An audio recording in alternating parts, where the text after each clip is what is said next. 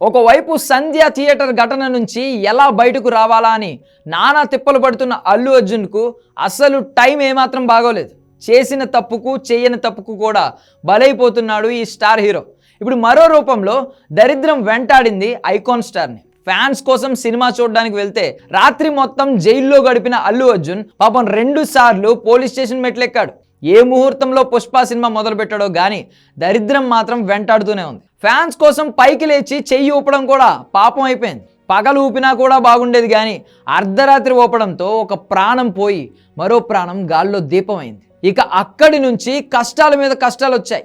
పుష్ప 2 పార్ట్లు బన్నీ చూపిస్తే 3వ పార్ట్ రేవంత్ రెడ్డి చూపించారు జనాలకు. విమర్శలు కూడా ఏమాత్రం తక్కువ రాలేదు ఈ స్టార్ హీరోకు. అల్లు అర్జున్ బెయిల్ రద్దు చేయాలంటే హైదరాబాద్ పోలీసులు సుప్రీం కోర్టు వరకు కూడా వెళ్లారు. మంగళవారం 4 గంటలు చిక్కడపల్లి పోలీస్ స్టేషన్లో కూర్చున్నాడు. ఇక ఎక్కడి నుంచే తెలియకుండా మరో పెంటపై రాయి పడింది. బన్నీ సరిగ్గా చిక్కడపల్లి పోలీస్ స్టేషన్లో విచారణకు హాజరైన సమయంలోనే టీ సిరీస్ పుష్ప 2 సినిమాలో ఒక పాట రిలీజ్ చేసింది. యూట్యూబ్లో దమ్ముంటే పట్టుకోరా అనే పాటను రిలీజ్ చేశారు. ఈ పాట అసలు సినిమాలోనే లేదు, కానీ ఇక్కడ మాత్రం రిలీజ్ చేశారు.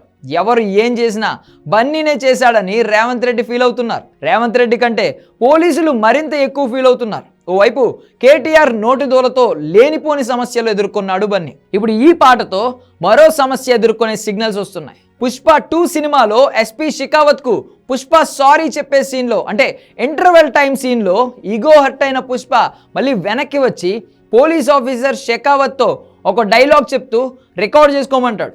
దమ్ముంటే పట్టుకోరా షెకావత్తు, పట్టుకుంటే వదిలేస్తా సిండికేటు.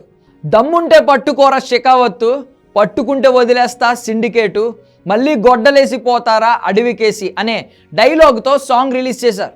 విచారణ జరుగుతుంటే ఈ dialogue song T series release చేయడంతో రేవంత్ రెడ్డినే టార్గెట్ చేసుకుని సాంగ్ రిలీజ్ చేశారని ట్రోల్ చేస్తున్నారు. దారిన పోయే కంప చీరకు తగిలినట్లు టీ సిరీస్ వాళ్ళు రిలీజ్ చేసిన పాట కూడా ఇప్పుడు పెంట అవుతోంది. ఇక ఆలస్యంగా రిలీజ్ అయిన పుష్ప టీం అలర్ట్ అయింది.